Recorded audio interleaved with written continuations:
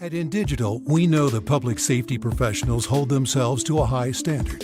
In fact, standard doesn't do it justice. In over 25 years working alongside you, carrying millions of calls over our IP networks, your dedication has inspired us.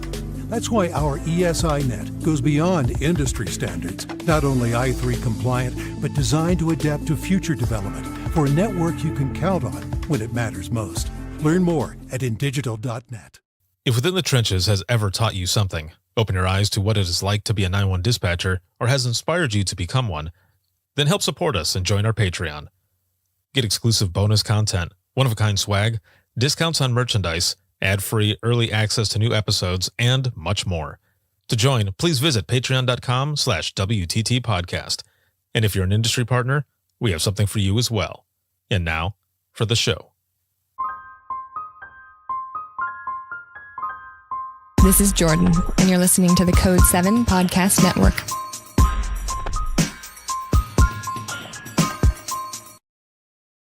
Warning. This episode contains the 3 A's of podcasting: adult content, adult language, and awesomeness. You've been warned.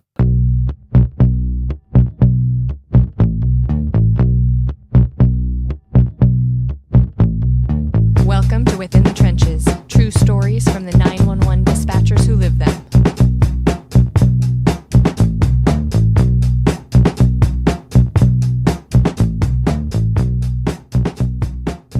Hey, what's going on? This is Ricardo with the Code 7 Podcast Network, and this is Within the Trenches, true stories from the 911 dispatchers who live them. This episode is sponsored by InDigital, a leader in next-gen core services, and a big shout-out, as always, to subscribers of the podcast, whether you are on Circle, Facebook, or Patreon. Thank you for everything, but all of you, especially all of you right now who are watching, listening, supporting, and sharing, I wouldn't be able to do everything I do if it wasn't for all of you. So thank you so very much. It is October 28th, 2024. We're just a few days away from Halloween, man.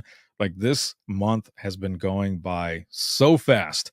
And actually, if you remember, back in September, probably the second week of September, I ended up putting up an episode, and I did an open mic live where I mentioned I am going to be on a back-to-back trips until probably the middle of November, and we are almost there. I've got 3 trips left. I am fresh back from Nina, Mexico, or Nena, Mexico.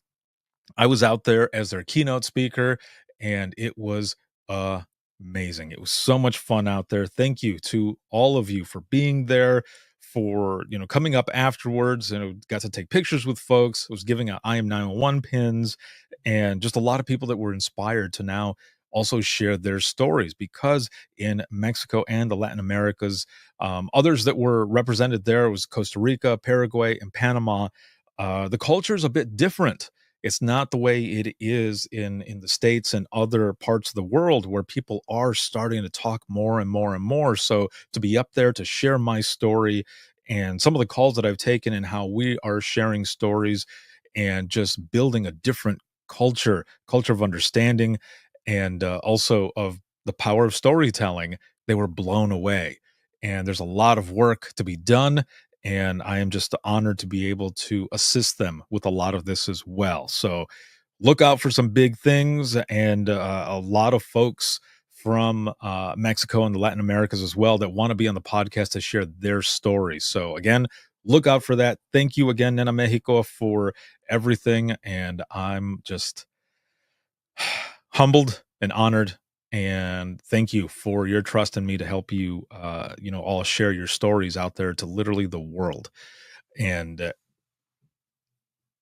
it's just been an amazing experience. I don't take it lightly. It's been awesome. I never thought all of this was going to happen when I first started this back in the podcast 2013, but even before that, the very first version of everything that I do in 2010, and really the transition to sharing my own stories around 2007 and on. And holy moly, that was a long time ago. And you can tell by all the gray that I have on my face. So yes. But again, the mission remains the same: how one voice can change the world. And I'm not talking about myself. I'm talking about all of you. So thank you for everything that you do and the power that you have in your stories and your voice. Thank you for everything. I'm excited for this episode today. I was just talking with my guest. We were just getting prepped up and everything. And here we go. So, my guest today is Suzanne, and she's a 911 professional and owner at Finding Your Path Coaching. Good morning. Good morning. Thank you so much for having me and giving this opportunity. It's great. I share you with the gray hairs. They've been well earned. Right. That is experience. Yeah. Exactly. Yes. I dig it. Like I've had a few folks that are like, man, you got some gray going on there. I'm like, yep, that's experience. Yep. I dig it. Like I'm looking forward to just full on gray and just looking awesome. So I welcome it. I welcome it. Yeah.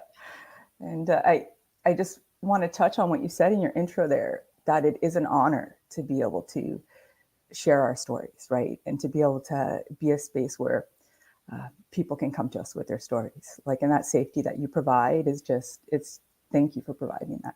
It's a great service you're doing. So yeah, Well, thank you. I appreciate it very, very much. And the work that you're doing as well, that we're gonna get to later on in this episode. I can't wait to hear more about it. But also it comes from a lot of experience, as we were talking with the gray and everything, but our journey as it is. And I always tell people, there are a lot of things that we go through that end up bringing us to where we're at and helping kind of create the person that we have become. And sometimes you have to overcome a lot of difficult things. There's also sometimes you have to go back to basics in order to be able to move forward. And I think all of us in one way or another have been there. But to start at the beginning, Yeah. how did you get involved to begin with? Because you've been in public safety, you've been doing this for about 18 years, right? Yeah, so I've been out of it for a while now, but I started back in 1999. So I forgot to double check with you. Can we mention the agencies we worked?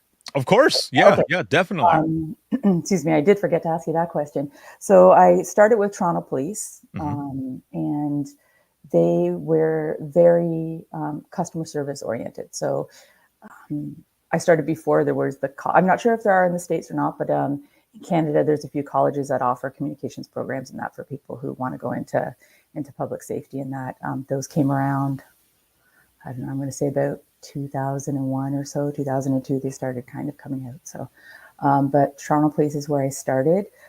They had a huge what they wanted was people who had customer service experience, because that was their standing. And I think justifiably so. Like, if you have somebody who's calling for an emergency or even a non-emergency, like, you're their point of answering, right? And it's customer service based. You want to be able to provide that to the person calling in. So I started with them. I was there for 6 years.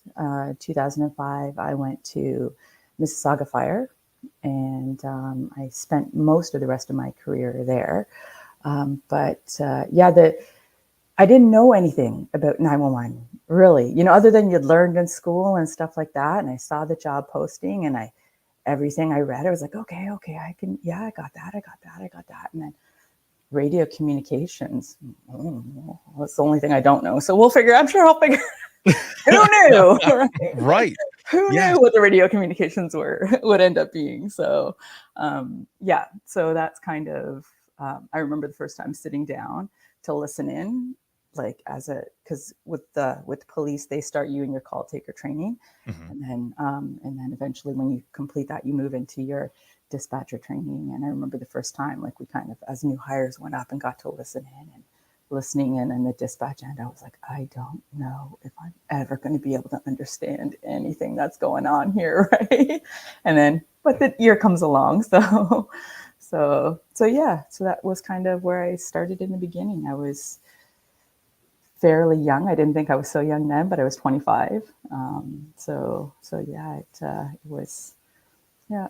So there are some colleges over here in the States, and also high schools actually now, that are starting classes, or that have classes rather, for communications, for dispatch and call taking and everything. And I love that they're doing a lot of that, because there is more preparation. I remember when I first started, the same as you, I had no background. Like, I don't have any family that was in dispatch. I have one uncle who was actually, he's a former FBI agent, but I I didn't have a lot of contact with him because he lives in Texas. So it wasn't something that I could be like, hey, so how does this work? Do you know any dispatchers or whatever? It was just like that. I had Rescue 911 with William Shatner. Like, that was really the only experience I had for 911. So um, going in, it was just getting like thrown into the lions. So, lion's den. So for you, it kind of sounds the same. Like, so you didn't have any family or friends or anything No. that were in public safety. You were in college, and you just kind of saw this and was like, this sounds interesting. Let's Yeah. try it. And actually, yeah, I wasn't even in college. I was just working I was at a laundromat at that time. And it was one of the customers that came in. Yeah. She'd learned about it from a course she was taking. It was something like a PSA, like learning to care for people with special needs. And Yeah. and she'd found out about the job, and she was like, you should try too. And I was like, sure. And who knew? Right. Where Here I'd you be are, like 25 over years later. Yeah. But yeah. So Wow. Toronto Police, like, hats off to them. Their training, even back then, was phenomenal. Like, it was intense. It was, if I remember correctly, 5 weeks in classroom for call taking.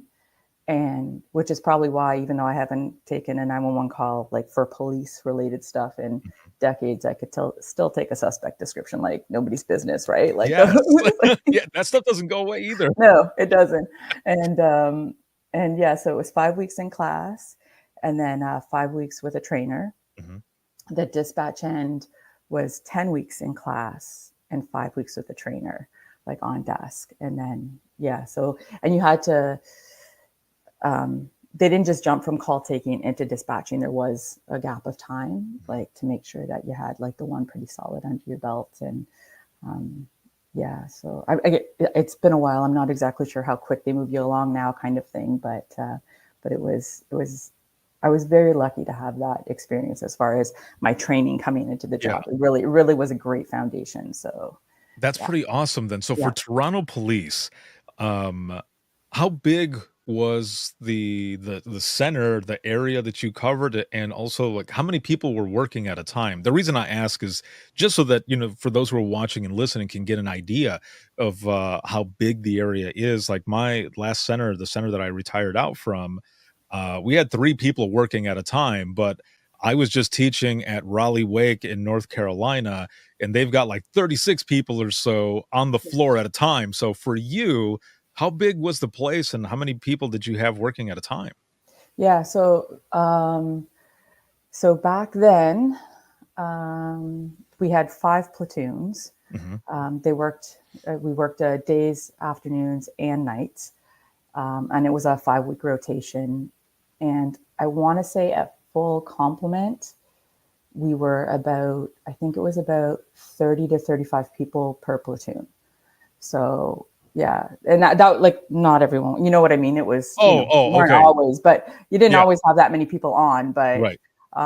But yeah, you easily in the 20s or so of number of people on the floor at any time. I'm not sure how large their staffing would be at this point in Mhm. time, like, just because of the growth, right? Right. So, but yeah, even the call volume. I remember one of the fire departments I was at, and talking to the EMO gentleman at that time, and he was like, "Well, your old call center you had more dispatchers than there are firefighters in this department." And I was like, "Never thought about it that way." But yeah, like, so.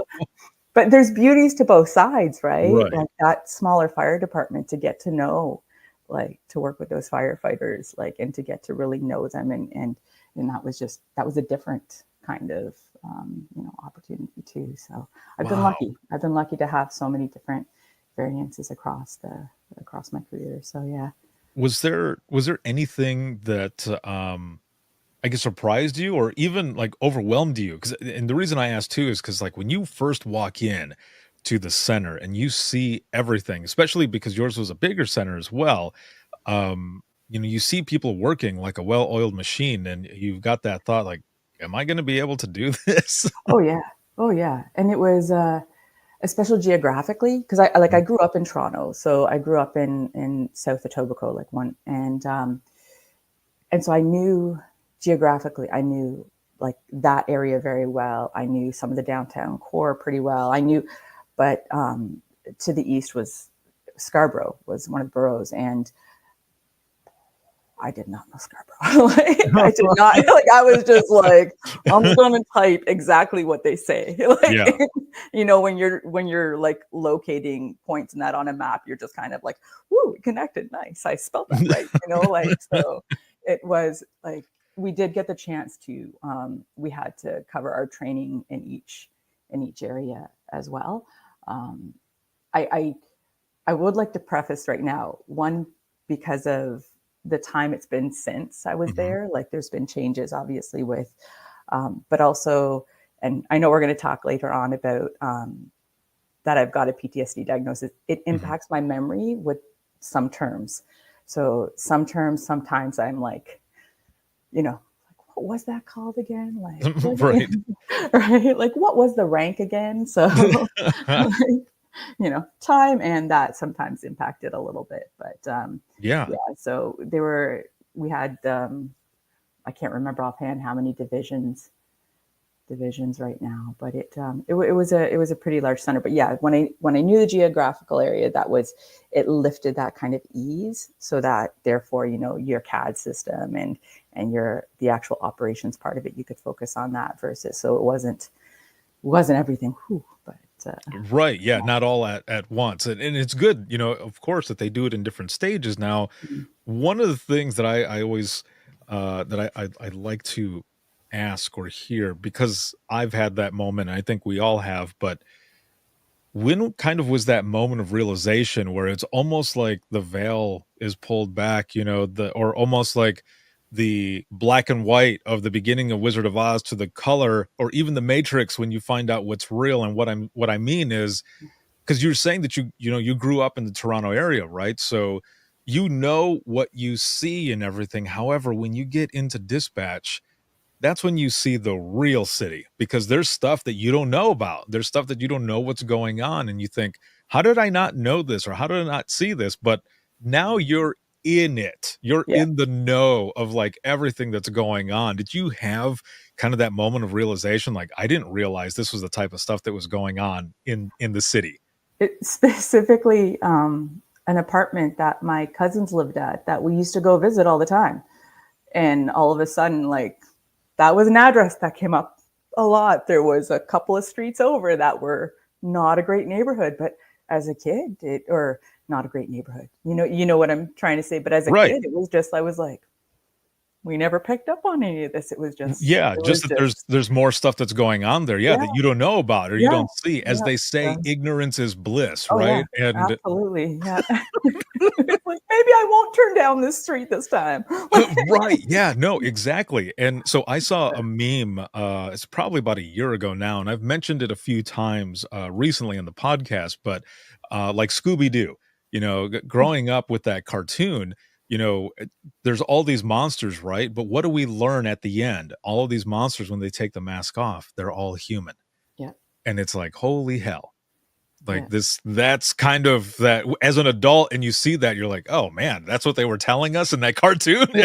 We didn't really know, and it's almost the same way in dispatch as well, or especially when you're talking to, those out in the field and they're telling you all these other things, and you're just thinking like, "Wow, there's way more to the world," or even the area that you're in that Yeah, than you know. It's a yeah, crazy thing.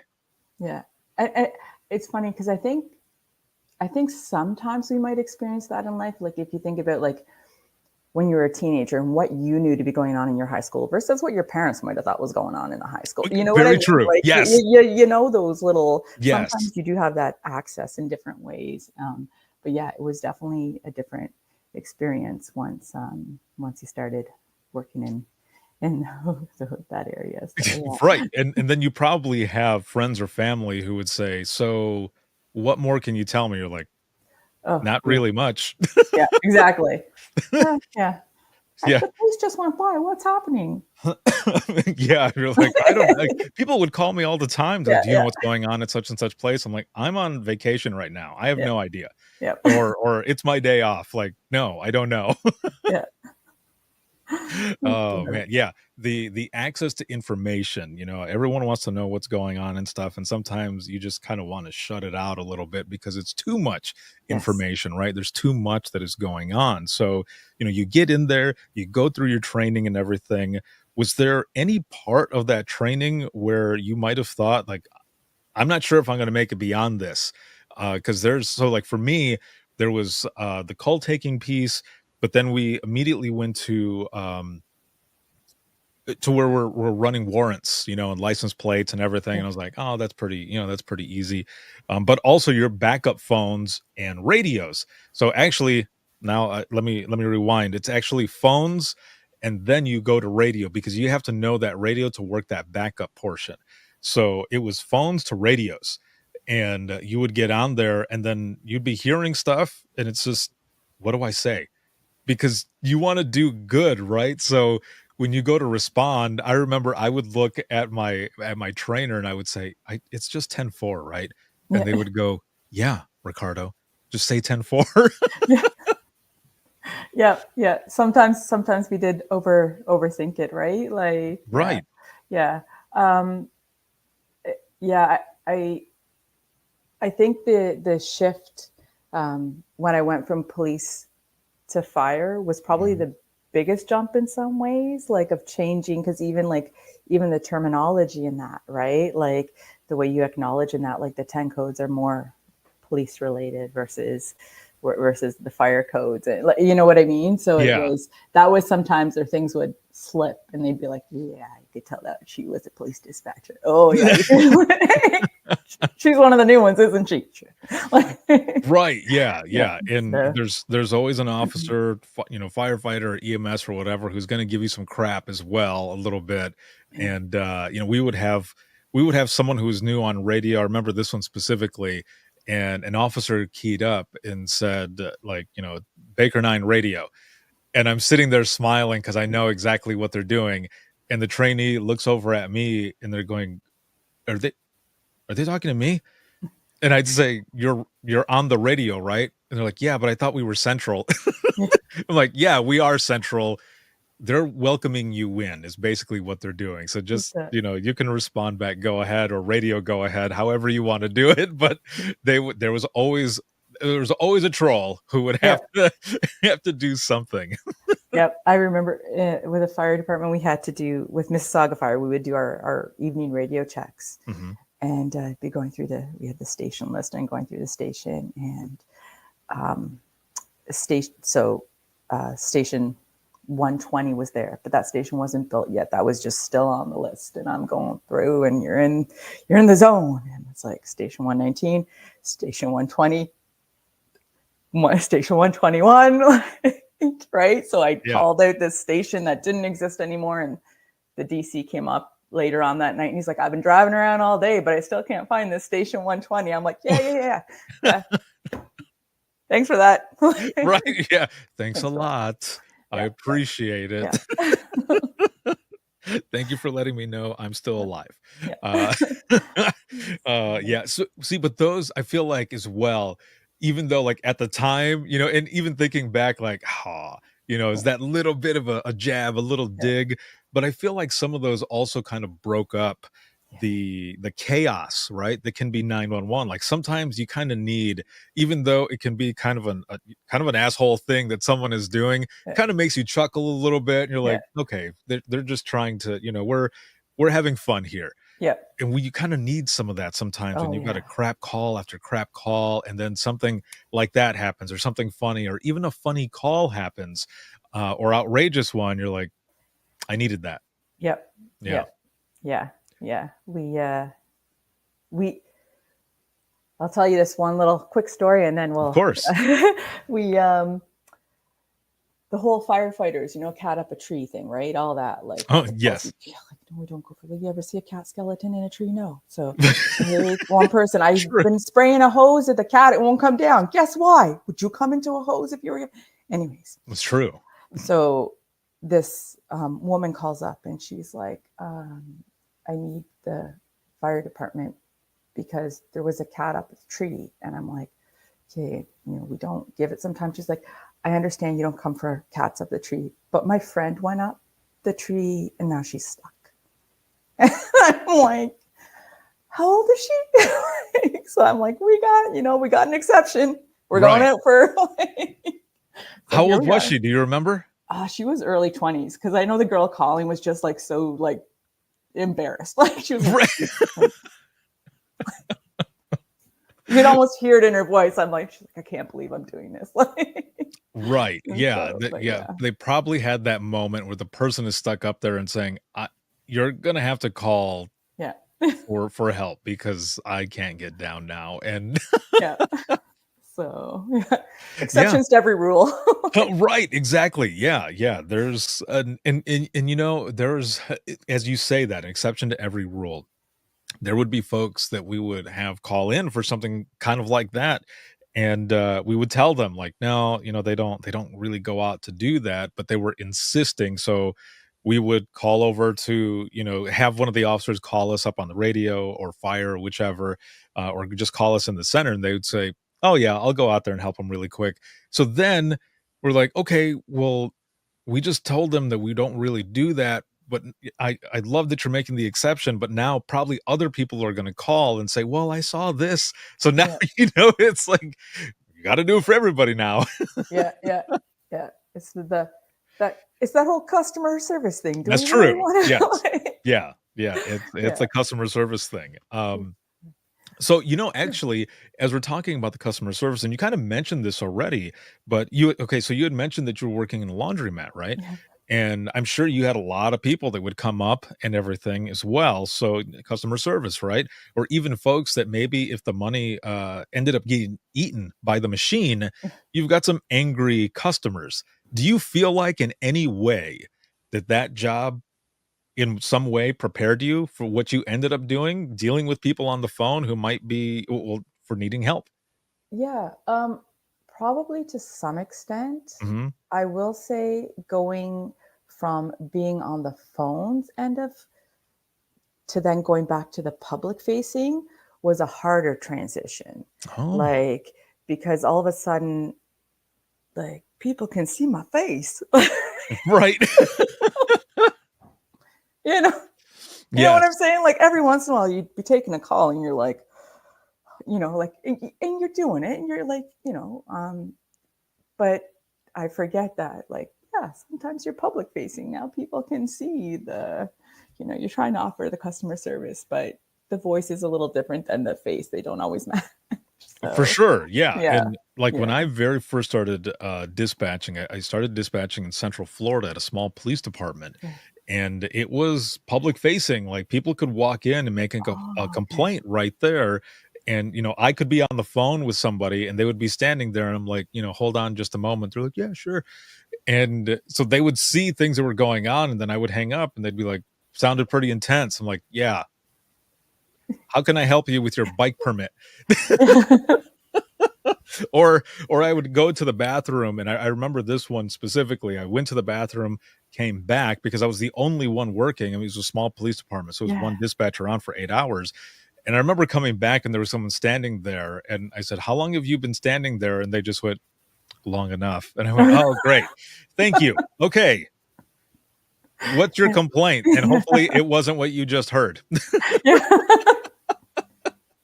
So switching from that to when I moved back to back home to Southwest Michigan and finished off my career in a central dispatch, we were no longer public facing unless we had like a citizens academy that came in that kind of did a tour or something. Otherwise there was no public that came in. It was just us there all the time. So that was an interesting switch as well. Do you remember any of your other, like earlier phone calls from when you had first gone into the call taking position?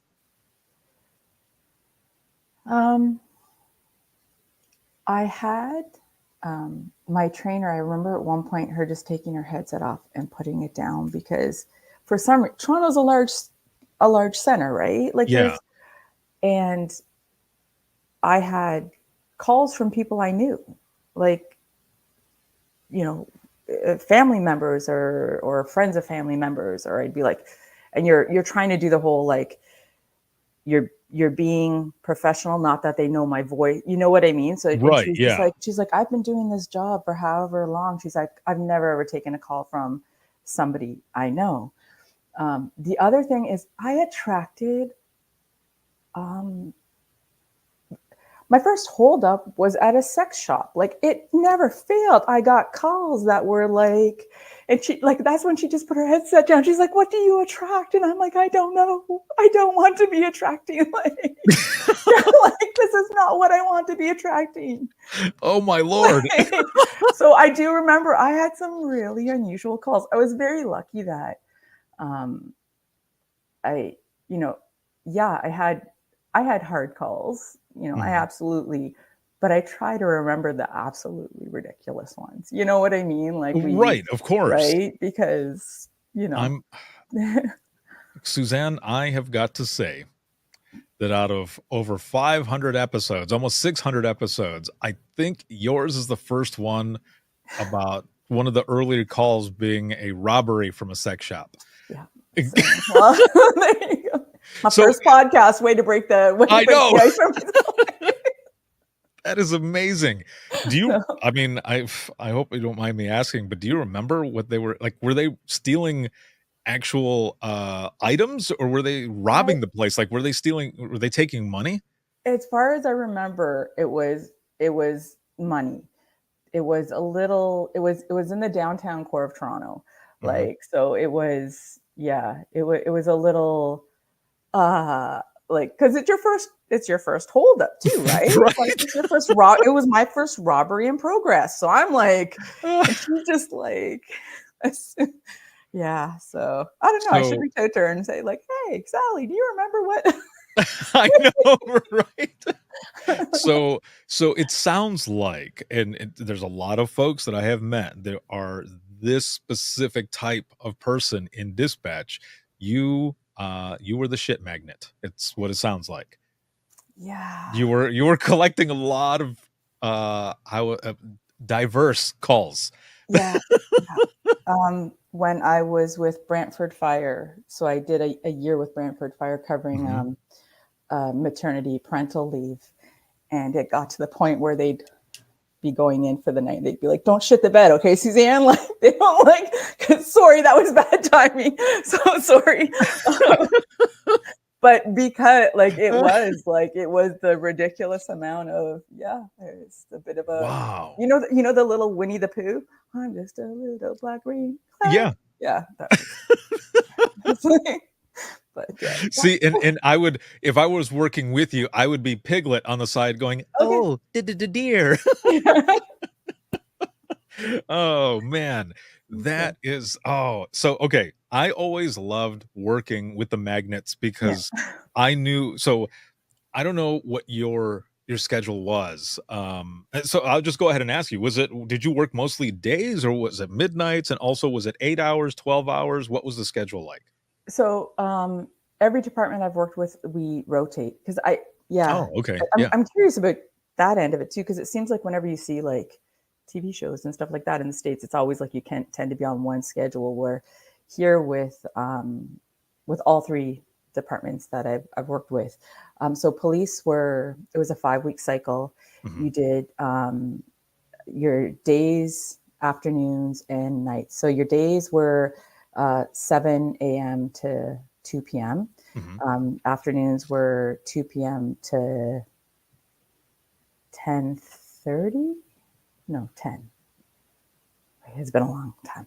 Like, and or maybe it was no, it was 10:30, and because we had a 15-minute overlap for parade, so you would come Oh, in. okay. So technically, the shift would go to say like 7 to 2:15 technically, but and then the afternoon would be in at 2, and because they had that 15-minute overlap for parade kind of thing, right? Mm, And then the night shifts were I think it was 10:30 to 7. So they were like 8 3/4 hours, something like that. Maybe that's not. Dang. But they did, and then we did the long part though about that was we did 8 days in a row, days and yeah. So I might be remembering the shift itself not quite right. Sorry about that. Days and afternoons were 8 days each, and then our nights were 7 days. So you would do like a Thursday to Thursday and then be off. Yeah. I can't remember that one quite as well. I probably blocked that one out. Oh, I know. Yeah, there's probably a lot of stuff going on. And Um, so, yeah, but with both fire departments, our day shifts were 10-hour days and our mhm. night shifts were 14-hour nights. With Mississauga, we were on a 4-week cycle. And then with Brantford, it was 4 days on, 4 off, 4 nights, 4 off, 4 days, 4 off, 4 nights. They just did that cycle. But the one with Mississauga, we did 4 days. It was actually, I really like that one. It was 4 days. Then we were off for basically 4 nights. And then I'd have to look at the calendar again. And then I forget how many was off. And then we did a split. So you did Friday, Saturday, Sunday day shift, and then Monday, Tuesday, Wednesday night shift. And then it would fall into that 4-week cycle. So that one was pretty good. That was a pretty good shift. The nights were long, and especially because I commuted, like it was like an hour plus each way. Oh man. So I wasn't the nicest on night shift. It took me a few years to realize how grumpy I get when I'm tired. Well, working the long hours, but also having a long commute like that can be, again, like a blessing and a curse as well, because I remember some of those nights. So at the central dispatch, I worked 12 hours. And when I was at the single seat PD, it was 8 hours. And it was kind of the same where it changed like every 2 weeks. And ours, though, was 6A to 2P, 2P to 10P, and then 10P to 6A. And when you were on the midnight shift, you stayed on that shift for almost a month, and then you went to mornings. So then when I went to the central dispatch and was working the 12 hours, I lived about 45, 50 minutes away from the center. So having a hard, long day, I would have that time to kind of decompress, but I could always tell how much it impacted me, whether I was listening to music or not. So, like, sometimes I would be, even when I was listening to music, sometimes it would, but mostly if I was listening to music, I was processing it a bit better. Otherwise, it was just me and silence all the way home. And sometimes I would get into that autopilot where you end up getting to a certain point going home and you're like, how did I even get this far? And I would get home and I would look around my car to make sure there was like no dents. Like, I didn't hit an animal or a tree or, mailbox or something on the way home. Cause you were so focused into, I guess, really your feelings, like what happened that day. But did you enjoy working a certain shift more than the other? Like for me, it was always midnights. Like I loved midnights, but especially because, um, there was so much more stuff that was going on. I guess different types of calls. The incident types were the same, but the situation was always different. And sometimes that moment that you thought you took the most outrageous one, nope. The universe says, "Hold my beer," and here comes another one. You're like, "Holy hell!" Yeah. I think I don't know that I had a preference to the shift Mhm. so much. Yeah, I don't really recall having a preference. What I found a huge part though was your coworkers. Mhm. That was kind of what would make it or break it. You know what I mean? For Like sure, yeah. that really impacted how a night was going to go. So, like if I really was loving the night shifts, there was a good chance that it's because I was working with a really good shift, right? Like, because Yes, exactly.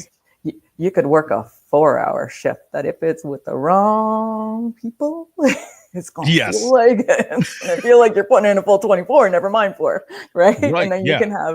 you can have other. I remember we worked. It was it was December 21st, 22nd, because my birthday is the 23rd. So that's kind of why it sticks in Oh, my okay. head. And we had this major storm come through, and it was crazy. It was nuts. And we were still doing like a shift Christmas dinner. Right. And somehow we managed to get it in. We managed, like, it was just chaos, but it was so great. You know what I mean? Because it Yes. was just like we were working, like it was nonstop. And I mean, even the trucks weren't resting, right? But it was, you had all that camaraderie, and it really makes or breaks the job. It really does. Who you For have sure. sitting beside you it really makes or breaks the job. So for sure. So, Those are those great moments when you are all just kicking ass and taking names, and you look up at the clock and you're like, holy crap, the shift's almost done, to where, like you were saying, to your point, a 4 hour, even a 2 hour, hell, sometimes, when you're in there and it's folks that are just like not really there, you look up, you've been doing some crazy stuff, and you look up and you're like, it's only been 10 minutes. yeah. It's only been 10 minutes. Like, Yeah. we're gonna be here forever. Sit in the corner and chew on my hair. Like, I can't believe this is what it's going to Right. Yeah. You've got those chairs where, like, the armrest, you can see the pieces pulled Yeah, up yeah. and the sponge pieces pulled up. You're like, oh, that must have been a crazy shift. Like, Yeah, yeah. oh man. So as long as you feel comfortable sharing, of course, a call that maybe kind of sticks with you. Yeah. Yeah, sure. So I think for most of us, there's a few, right? The one that probably impacted me um, the hardest like as far as a trickle down effect, where um, I know it rewired me. Mhm. I know that I've had experiences since that. I know that that experience is a result of that call. Um, it was when I was working for Mississauga Fire, and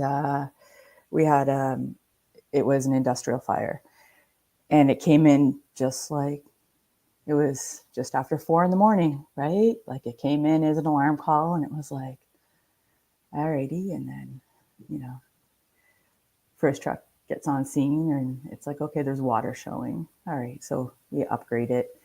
And it just escalated really quickly. It ended up being a 3 alarm call. But so for us, that was the equivalent of what we would put out for a single structure fire, tripled, right? So that's, there were multiple explosions.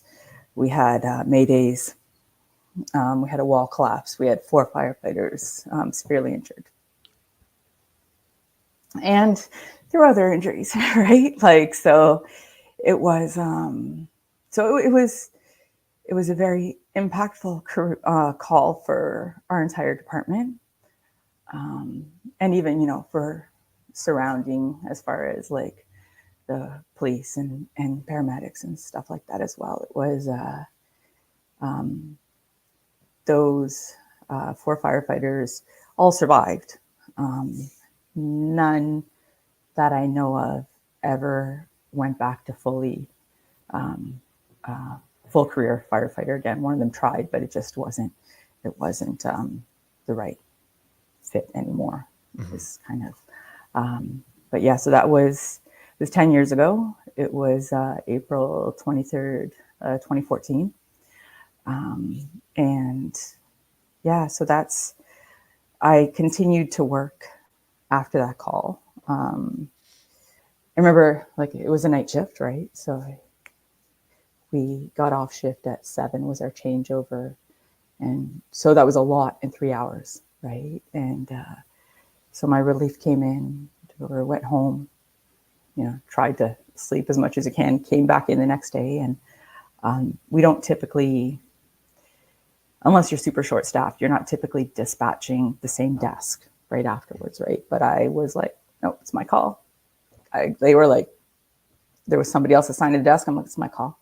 Like, you know what I mean? Like, you just feel Right. like it's my call. I'm back. I need to finish this out, right? Because So our entire shift was very lucky. We had a very good district chief, and he came up and made sure that we all filled out exposure reports, actually. And I'm not sure we're very lucky in Canada. I will speak specifically to like Ontario, in that dispatchers are classified as first responders, right? And I know that's part of, I believe, where you started really doing a lot of work, is just to get that classification, or to get, and so we're very lucky and fortunate. And so that was why that district chief made sure that we filled out exposure reports too, because he's like, you guys have been exposed. Like, you guys, it might be a different injury, but you need to write out that. And so fast forward, so that was 2014. I continued to work. Eventually, even too, I went through a promotional process and was promoted. And then come 2016, we had some family stuff go on. And then 2017, like June 2017, I went off work in May of 2017.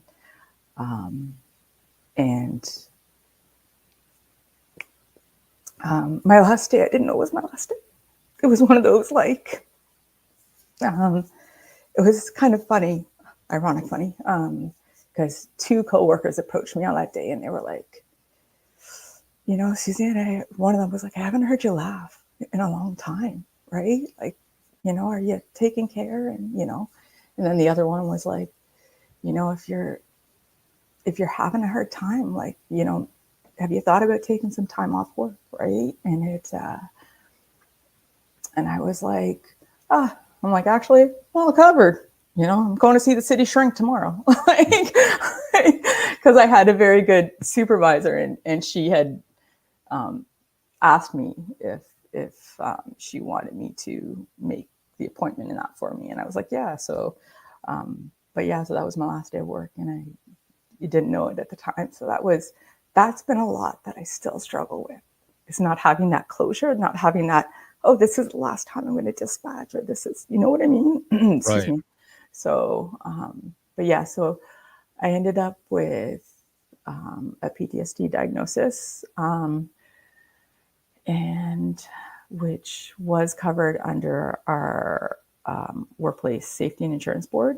That ended up being a whole other story. That was because sometimes, even though we have the protection, it doesn't always go as smoothly as you would kind of hope or like, because it's not a cut and dry injury, right? Like, Right. Yeah. It's not I've got a broken limb, or I've got a workplace cancer, or, it's not as easily.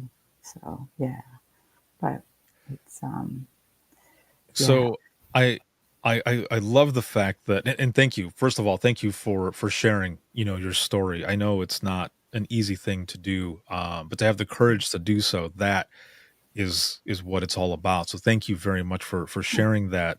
I what I was going to say about how I started, I love the fact that you had coworkers that saw this, but also that you were, I guess, willing, and maybe you didn't know it at the time, maybe subconsciously, like, because the reason I say this is because I've used this as a metaphor before with an incident that happened to me on a plane, where I couldn't hear where this person was trying to help us, everyone on the plane. I was on a plane that was making an emergency landing. We were literally going down, and she was singing Yes, Jesus Loves Me.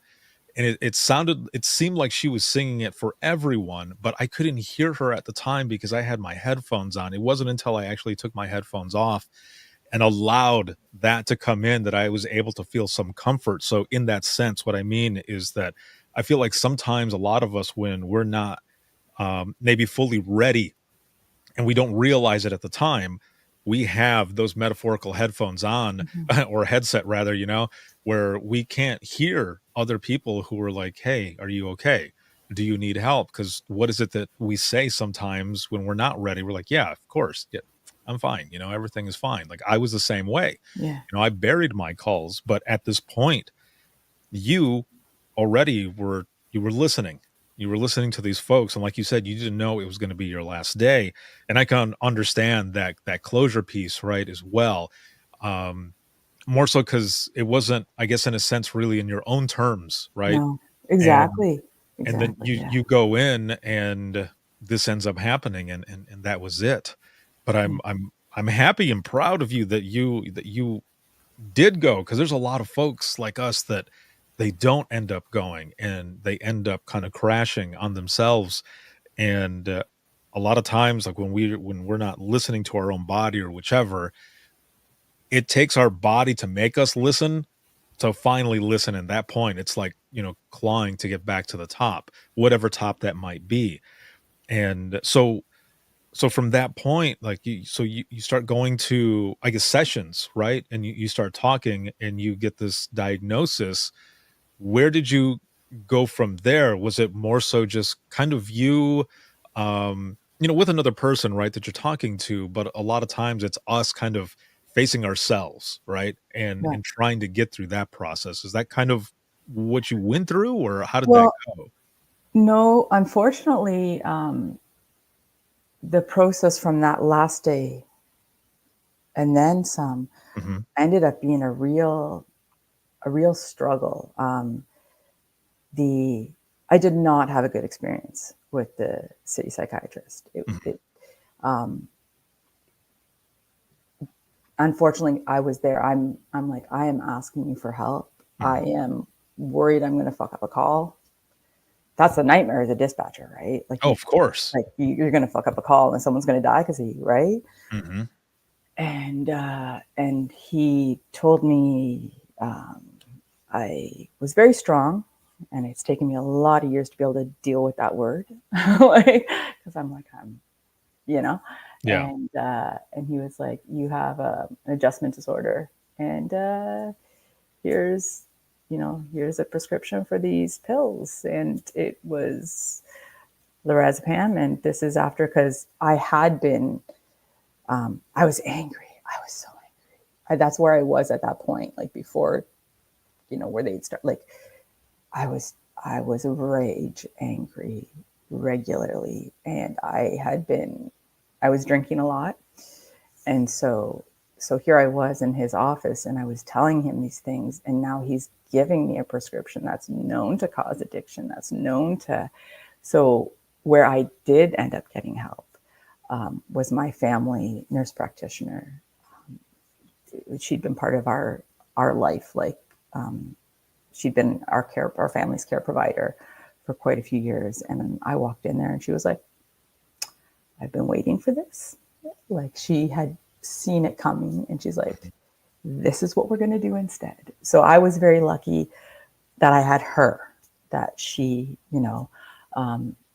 there was a lot of back and forth with my EAP and trying to get the right therapy care. And eventually I ended up having to find somebody on my own. And she was fantastic. And I did EMDR, not specifically, but about other stuff. And Hmm. that, I cannot say enough about that. For me, it was really healing in a lot of ways. It really helped with a lot. And I really think it's important that we are all given the right and a way to choose our healing, because the prescriptive ways that many places are still looking at for healing isn't necessarily the right fit for everybody. Right. Like I had a method that finally was helping me sleep, but the bureaucratic part of where I worked, they wanted to see me on pills. And it was like, I don't want to be on the pills. Like, and pills are great. Right. Like, sorry, that was the wrong phrasing. Pills are great. Like, No, I know what you meant. I'm sure everybody knows what you mean. like, there was a point where I did need the help of Mhm. medication to be able to get to a different level of healing. So there's Right. absolutely, but sleeping wasn't one of them. Like I was able to find a more natural way for me to sleep. It involved a weighted blanket. It involved having not like nature music playing in the background. It involved having darkness over my eyes, and it involved using like an essential oil. That's how I was able to get safe sleep, to rest my body, to start healing, right? And so I think that's an important thing, that there seems to be more and more awareness of different modalities Mhm. that people can find, and that I think we're all a little different.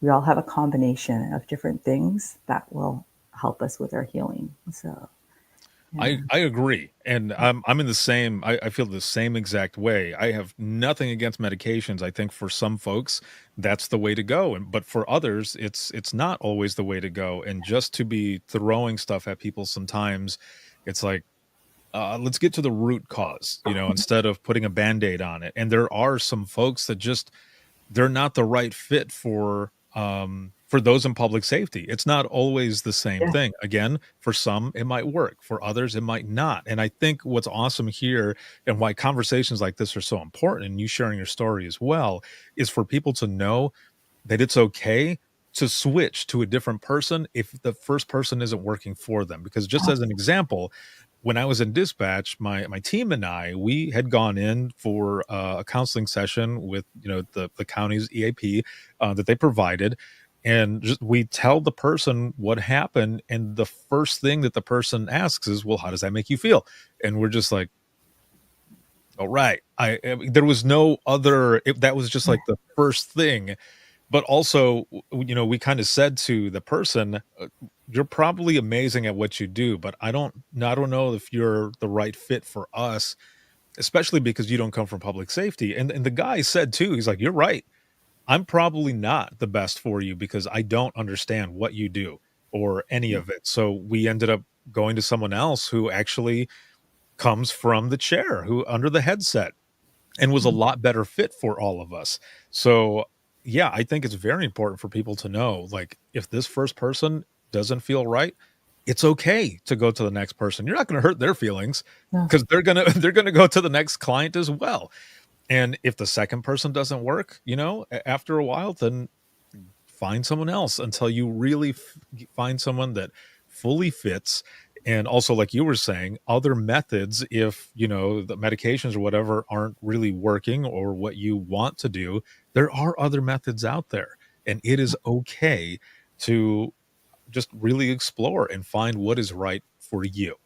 yeah, yeah, and it can change too, right? Like what's working, it may be, this is what's working right now, and then I'm going to add something, or I'm going to take something away, and then, you can play around because where you are, and to know that like there are still times I'm like, even actually funny enough, last night I was like, I think I might need to pull out my weighted blanket. It's been a while, but just knowing that today, as excited as I was to Yeah, come and chat with you, right. just knowing that, okay, I was going to be opening up some doors probably, like, Yeah, so, like, so right, to know exactly. you can reach back in, and you have these different tools, and yeah, that, Yeah, and there's no shame in it, there's no judgment or anything like that. We're like years and years and years ago where the culture was different. It was like, I'm afraid to say something because someone is gonna think this, or that fear was there, that stigma was there, and in a lot of places it still is. But again, as I was saying, conversations like this, that's why it's important, so that people can hear these things and be inspired and motivated to get their own help as well, because their story will end up helping someone else later on. That's how we keep this good cycle going versus the vicious cycle of the, lack of a better way to put it, just kind of the old guard, the way yeah, that thought process was before, that mindset. yeah, It's a new day, damn it. Like, we're doing things and we are opening up, and people are actually healing. That's a form of closure as well, and healing, but also the way we're doing it here through the power of storytelling. So yeah, that is well. So I have to imagine that, everything that you went through has now brought you to where you are at now, as well as the owner of Finding Your Path Coaching. Please tell me about this.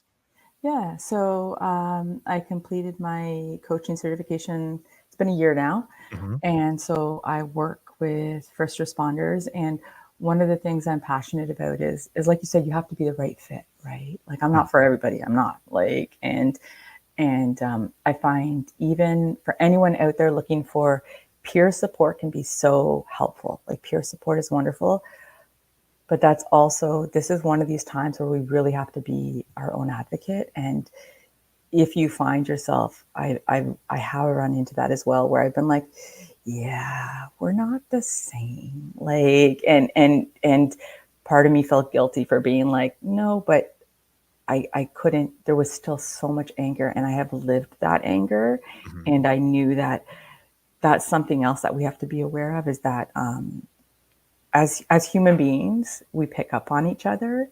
And sometimes, like, and I think probably dispatch is a good place that you can see that, like, you'll get those miserable shifts. It's a horrible thing to say, but you'll get those, and there'll just be an entire group of people, but it's because part of that is just that energy, right? It's Mhm. so just, and it's not to have that like toxic positivity kind of thing at all, but it's just to know that we have the right to find happiness. We have the right to be angry.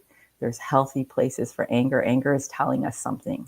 Like, what is my anger telling me right now, versus living in that anger, right? So Right. one of the things that I really tend to be called to is people who are in a transition state in their careers. And I really believe that, like, sometimes when we realize our future, the future we were working towards, it's not an option anymore. Something happens and that future is not an option anymore. We have to be able to check in with that loss of identity. It's a real thing, right? Like, you can have that loss of identity, bringing awareness to that, and giving ourselves permission to envision a brighter future. It was just this past April that I myself realized one of my injuries from that Thamesgate call. It was on the 10-year anniversary of it, and I was visiting my dad in Ontario. I was driving home to Nova Scotia, and I'm like, holy fuck, it wasn't my fault. Like, duh, like, you know what I mean? But all Right. of a Yes. sudden, I'm like, I didn't set the fucking fire. It was not my fault. Like, it was all of a sudden this awareness that I'd been carrying all this time, like, as if I was the one responsible. Like, I'd carried this for 10 years, this responsibility. And all of a sudden I was like this lifting, like, of, it wasn't my fault. I did the best I could. I was not the cause of the injury to those firefighters. I was not the cause of the injury to, I wasn't the source. Like, and to be able to just release that was just huge. Like, there's still obviously lots of layers. Right. Yeah. But that was this huge, like, aha moment. And right. it's a duh moment for some people. Like, yeah, you weren't the one who set the fire, but that's not how the brain works sometimes, right? Right. So with my coaching, that's kind of primarily where I seem to be working, is with people who are trying to figure out that transition point. What I have a passion towards is, and I've been working on creating a workshop for training, is I really believe that if we worked on our mental health resiliency as much as we work on so many other things in these career paths, firefighters train repeatedly on how to approach fires. As dispatchers, as call takers, we practice repeatedly how to take suspect descriptions. Can you imagine if from day one, part of our practice is putting into practice ways to keep our mental health, like ways to, here are ways, like, and it's not the same for everybody. Some people love meditation, but what if you've never been exposed to meditation? Can you imagine if part of the call taking classes is the first 5 minutes of every day, we're just going to sit in silence? Or, after you have a call, you're going to practice, or we've listened. Like, I don't know if you guys got to listen to any calls, like, to kind of prepare you. So it's like, okay, we're going to play some calls that are harder. Now we're going to have you write about them. Like just write it out, write it out, write it out, so that the rewiring is going onto the page, not into our brains, right? Like so that we don't have to. And so that's what I really, that's a passion I have, and that's what I see moving forward. What I would really love to do is start working in that field, like as far as doing workshops with departments, you know, when they have their training days, going in and talking to people about this, but also the pre-start. Like, let's set up a program pre-start. Let's do an assessment. You know, we do all these health assessments. You know, what condition is that is John in before he becomes a police officer or a paramedic or a firefighter? We have all these markers, but we don't have enough, I think, in the way of like where we are, you know, with our mental health. Like one of the things you said in your open mic was like, where are you feeling on a scale of 0 to 10, right? Or a scale of 1 to 10. Why not have that acknowledgement, you know, to just to give different processes available, because it is not a one size fits all. But if we can start having that conversation about, here are different things. I'm a big breathing, practicing your breathing. It's something we carry with us. I know one of the big things that is often touted is coming into like your 5 senses, right? However, that you can hear, that you can see, that you, those kind, like to bring you back in your body. That one doesn't work for me. My senses are what set me off. When I hear things, that's what sets me off, because that's what it's our ears, it's our hearing. That was our whole career. Like that was my whole career, right? Right. So that is a trigger point for me. But my breathing, if I can focus in and get my breathing under control, and I can recognize and I can give that message to my body, I am safe. Everyone around me is safe. And just get that back under, like that for me, like, and that's something I carry. And if we practice that a few times a day, right from the get-go, I really think it could be a game changer for a lot of people. It won't save everyone. It won't save all, you know, Right, but yeah. if it's one person that gives them that extra chance, I just think it's, you know, so anyways. I love that. Yeah, no, I love that. That is very important. And you know, I have got this this 8-hour communications course that I teach, and there's a part in there where, because I do my Imagine Listening in that as well, which is you know, peer support session. Really, what we're doing is it's a back to basics on communication, where we can bridge the gap between new dispatchers as well as seasoned dispatchers, or even seasoned in season. Because to me, the biggest thing is we sometimes forget where we started, and that's where the eating our young comes in. If we could just use our powers, so to speak, you know, because we're empaths, right? And we're doing Yeah. this every day with callers. Why can't we do it with each other and build that type of culture? So one of the things that I have in there also is about breathing techniques. The last about year and a half or so that I was in dispatch, I really got into meditation. I also got into yoga, which something I never thought I was going to do, and also breathing techniques. Like I got good enough at breathing techniques that I could be on a hard call and like breathing through it, and I would be able to figure that out. And when I was done with it as well, I would be able to center myself right after the call. Yeah. So yeah, after the call, I would be able to center myself just through breathing techniques, or even if I had time, of course, right after the call, I would be able to just kind of do a quick, like 1 minute even of, you know, box breathing. It helps so much. So I've been telling a lot of people, you know, get into this more. It might sound like it's bullshit to you, but think about sharpshooters and other folks. Like they're really concentrating on their breathing, and to help them to be able to balance, you know, when they go to take the shot. I don't know if all of them do this, but you know, they'll hold their breath for a moment and then take the shot. But it's all in your breathing, and it can help do so many things. Like I myself in the beginning, I was like, I don't know that this is going to work. Oh no, it worked. It definitely works. So breathing techniques, man, I am a big proponent of that as well. Yeah. And there's even some studies now that are showing things like, so for you, like yoga, taking the class, having directions given to you between right and left and movement actually starts to rewire paths in the brain. So like it's those things, like you do it and they're working and you're like, this is amazing. And then I was like, oh, look, they actually are starting to, have scientific proof of like why Right. these things are working, right? Like yoga was it it it it was a game changer for me as well. It was really one of those things that was it was absolutely powerful. I desperately miss it. I actually teach yoga, but Mhm. because we live rurally, there's not a lot of opportunity around, and I so miss going to a class. Like I love where we live.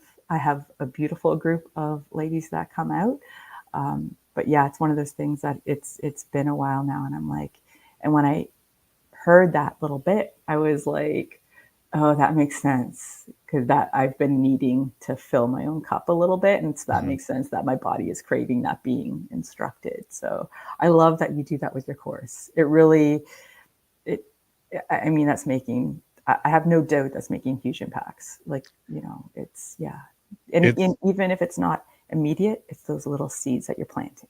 right. Yeah. Yeah, It's hilarious when I get to that part because I build up to it and I'll say it's something that I never thought I would hmm do. And I throw in a seed there by saying, because I was afraid that I would do a pose wrong, and I will see people like perk up. And one person recently was she said out loud, like it was just an audible, loud, I know exactly where you're going with this. And I said, oh yeah, do you?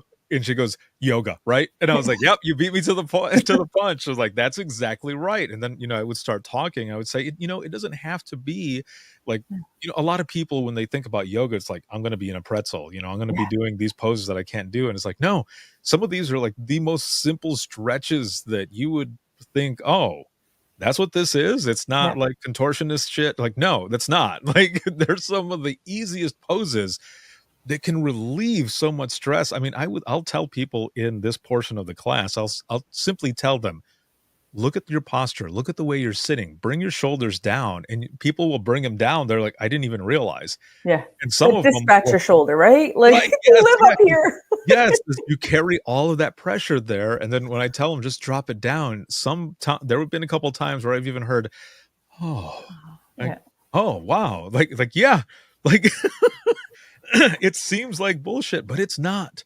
yeah. And it really does help. So I love everything that you're doing. And I thank you again for coming on and sharing your story. It's been an honor to have you on.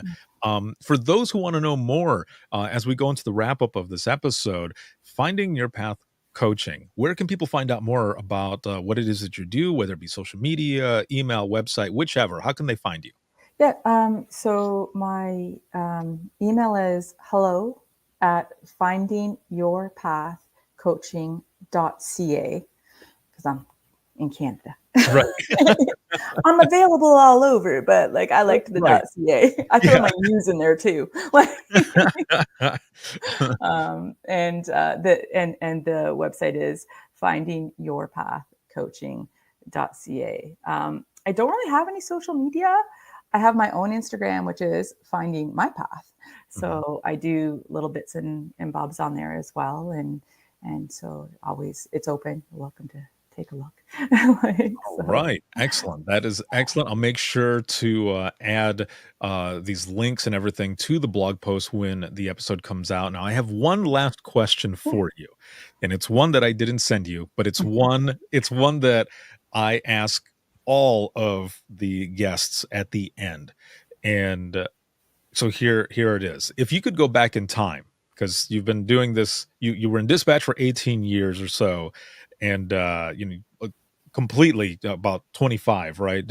Fully in public safety. But if you could go back in time to talk to yourself in the beginning of your career, what would you tell yourself? And it's not to change anything, right? Because as we were saying, a lot of times all of the stuff that we go through lead us to where we are at Oh today. yeah. Yeah. So it's not to change anything, but if you could go back in time to talk to yourself in the beginning, what would you tell yourself?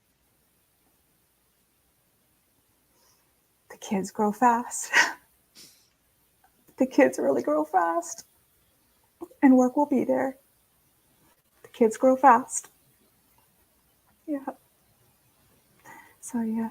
I've got 4 kids. They're like 15 to 26. And 26-year-old has his own son now. He's 3 years old. So it goes so fast. It's in a blink of an eye.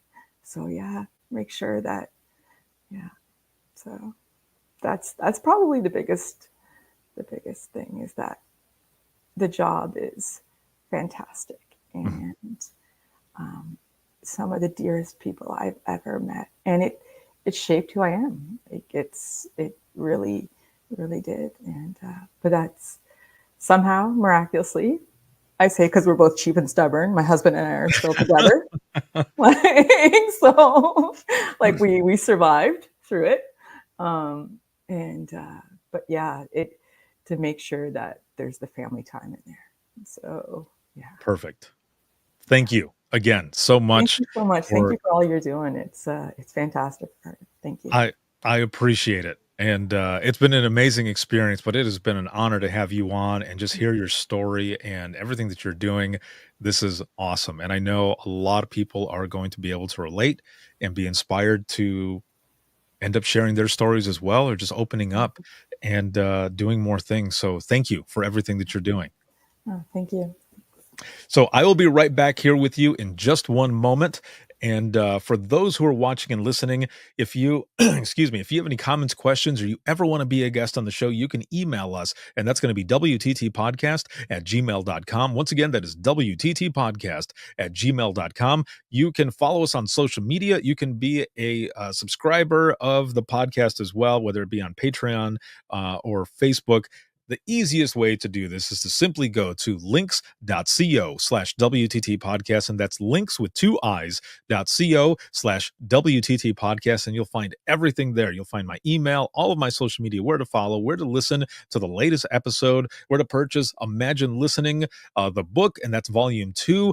Volume 1, my version, will be coming out in probably the second week of December. I am busting my ass to get that one out there. So make sure to look for that as well.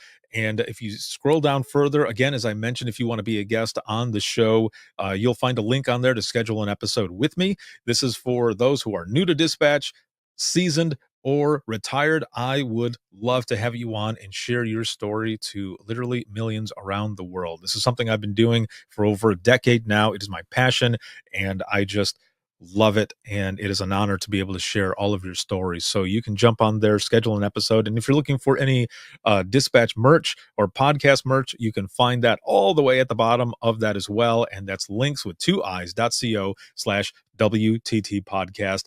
This episode has been sponsored by InDigital, a leader next gen core services.